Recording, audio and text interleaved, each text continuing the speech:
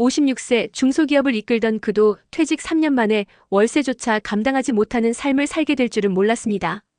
그는 평생 회사를 키우며 일에만 매달렸고 은퇴는 그저 먼 훗날의 이야기일 뿐이었습니다.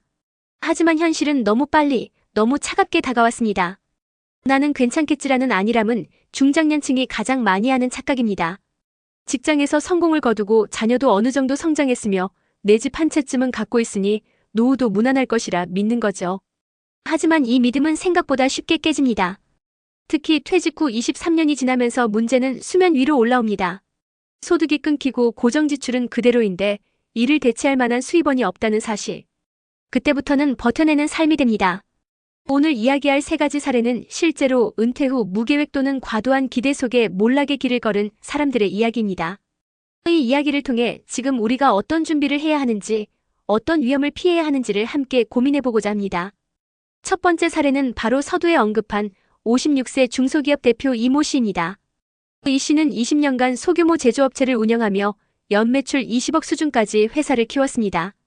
직원도 10명 넘게 두고 있었고 거래처도 꾸준했기에 은퇴 후엔 임대 수익과 금융소득으로 충분히 살 수 있을 것이라 확신했습니다.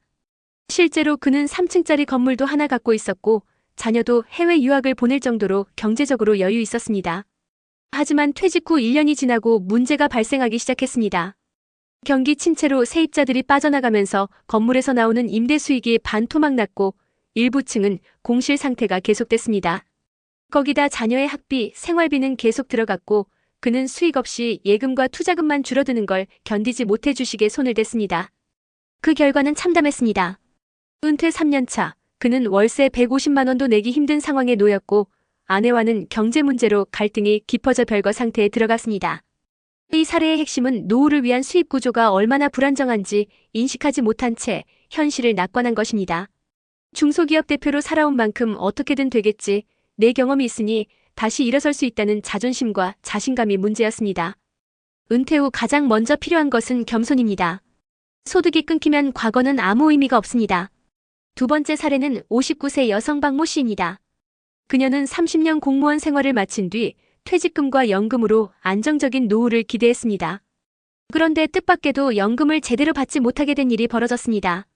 공무원 연금은 분명 존재했지만 그녀는 과거 이혼 당시 남편과 연금을 분할하는 조건에 동의했었고 실제 받는 금액은 그녀의 생활비를 감당하기엔 턱없이 부족했습니다.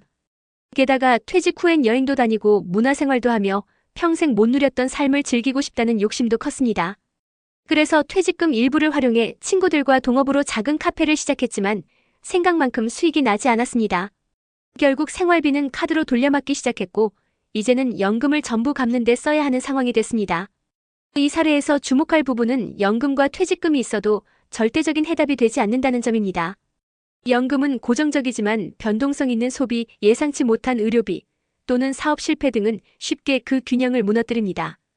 특히 여성 은퇴자의 경우 이혼, 배우자의 부재, 자녀 돌봄 등의 이슈까지 더해져 더욱 세밀한 계획이 필요합니다. 세 번째 사례는 60세에 은퇴한 김모 씨 부부입니다. 두 분 다 대기업 출신으로 퇴직금과 연금, 자산까지 탄탄했습니다. 하지만 은퇴 후 가족 간의 갈등이 이들의 삶을 무너뜨렸습니다. 첫째 아들이 갑작스럽게 직장을 잃고 손자 양육을 맡기며 부모에게 경제적 지원을 요청하기 시작했고 둘째 딸은 결혼자금, 주택자금 등 다양한 이유로 부모의 자산에 손을 댔습니다. 김 씨 부부는 자녀들이 다시 일어설 수 있도록 도와주는 게 부모의 도리라고 생각했지만 그 결과는 그들의 노후 불안으로 이어졌습니다. 자녀들이 완전히 독립하지 못하고 오히려 부모에게 의존하는 구조가 고착되면서 부부는 은퇴 후 자유롭고 여유로운 삶이 아니라 계속되는 지원의 삶을 살고 있습니다. 이 사례는 은퇴 후 자산을 자녀의 문제 해결에 사용하면 결국 본인의 노후는 무너진다는 사실을 보여줍니다. 물론 자녀를 돕는 마음은 이해할 수 있습니다. 하지만 자녀가 겪는 문제는 부모의 자산으로 해결될 수 있는 범위가 아닐 수도 있고 그렇게 해서는 자녀도 진정으로 독립할 수 없습니다. 은퇴 후 삶은 내가 쓴 만큼 벌어야 하는 구조로 짜야 합니다.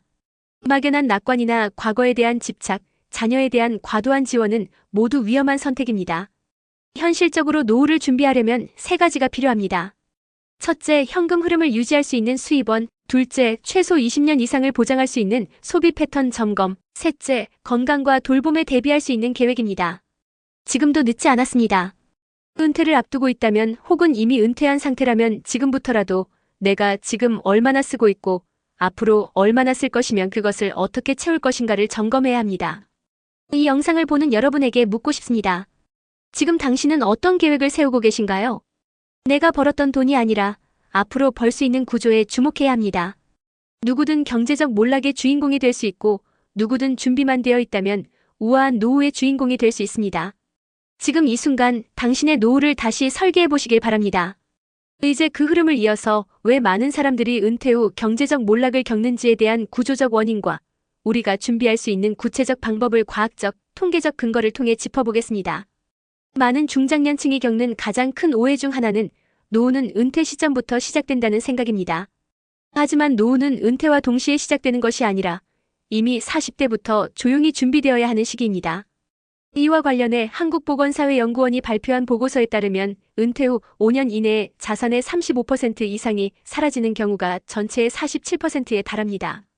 이는 평균적인 소비 수준과 예상보다 빠르게 줄어드는 자산의 괴리를 보여줍니다. 특히 고정 수입이 끊긴 이후에는 인간의 뇌는 손실 회피 편향 로스 어버전 바이어스에 따라 더 불안정한 재무 결정을 내리게 됩니다. 이는 행동경제학에서 확인된 바인데 사람은 이익보다는 손실에 더 민감하게 반응하고 손실을 회피하기 위해 위험한 결정을 하게 된다는 겁니다. 예컨대 은퇴자들이 안전자산 대신 고수익을 노리고 위험한 투자에 나서는 것도 이 손실 회피 편향의 대표적인 사례입니다. 또 하나 중요한 요인은 기대 수명의 변화입니다. 통계청에 따르면 2025년 한국인의 기대 수명은 남성 80.5세, 여성은 86.5세에 달합니다.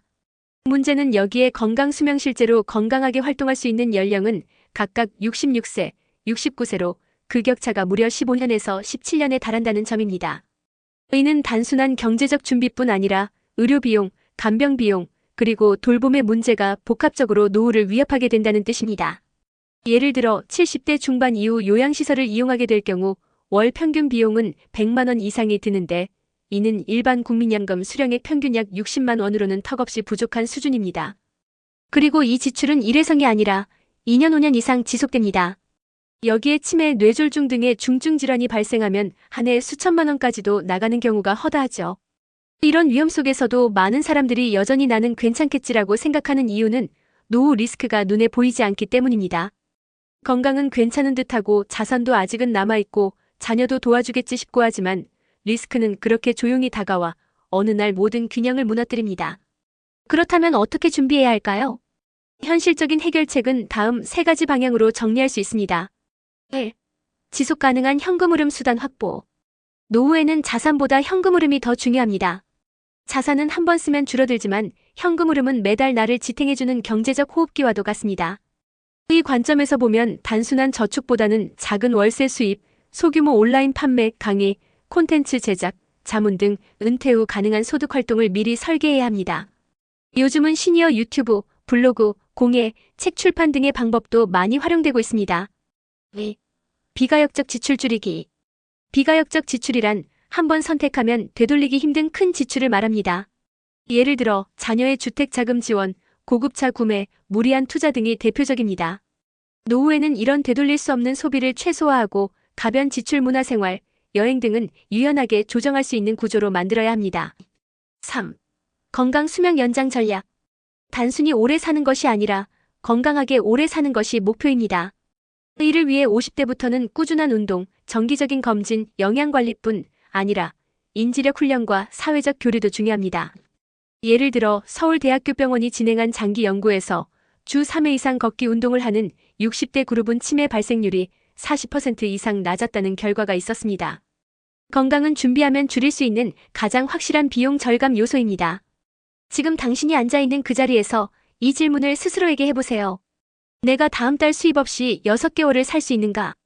10년 뒤 내 자산은 어떤 구조로 유지되고 있을까? 내가 아플 경우 나를 돌봐줄 자원이 준비되어 있는가?